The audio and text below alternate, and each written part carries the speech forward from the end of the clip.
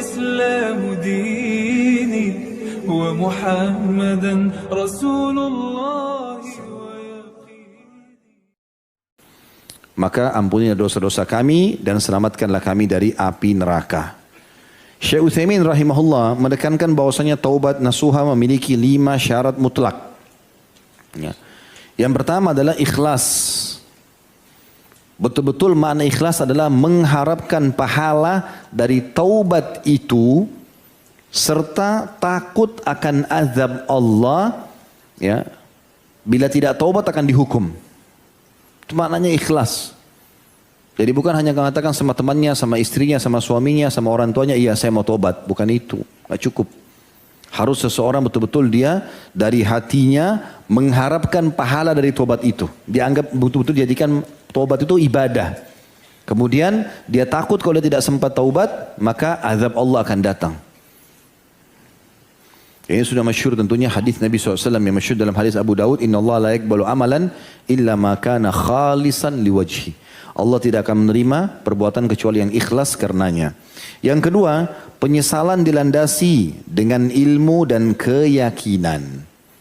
Menyesal, tapi menyesalnya bukan karena ketahuan. Ya. Menyesal bukan karena terpaksa. Menyesal bukan karena tidak enak. Ya, sama orang-orang, sama atasan, sama pasangan hidup. Ada banyak orang begitu, selingkuh ketahuan. Nangis-nangis depan pasangannya, tapi karena itu saja.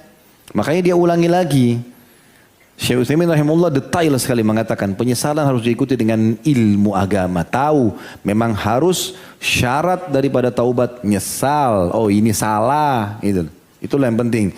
Kemudian keyakinan penuh bahwasanya memang ini syarat taubat. Dan dia yakin dengan dia menyesal maka akan jadi tameng yang kuat untuk mengulangi permasalahan itu. Jadi tidak akan ulangi lagi dosanya. Yang ketiga, meninggalkan dosa itu seketika dengan tulus.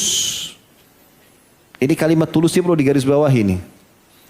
Jangan meninggalkan dosa karena tidak ada kesempatan. Ya.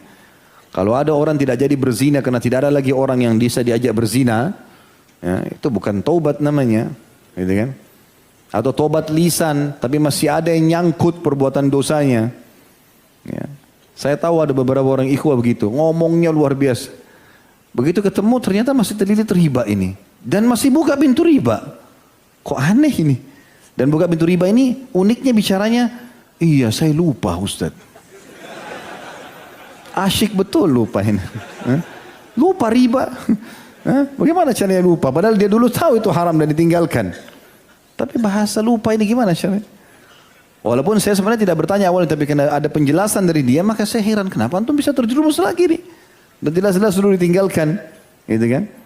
Jadi subhanallah ada orang begitu, karena tidak tulus. Meninggalkan itu harus dengan tulus.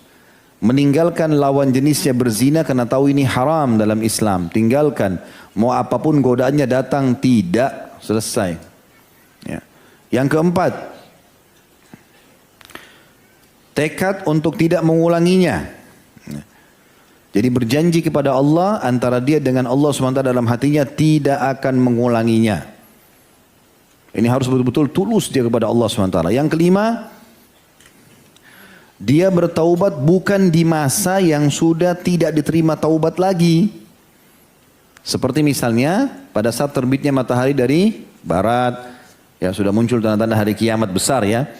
Tanda-tanda kiamat besar tentu kalau masih keluar dajjal, masih kabut, masih keluarnya dabah hewan melata, masih ada longsor yang terjadi, masih diterima semua taubat. Tapi kalau sudah terbit matahari dari barat, sudah selesai. Kata Nabi SAW dalam hadis sahih, ya, riwayat Bukhari Muslim, taubat diterima selama matahari belum terbit dari barat. Ya.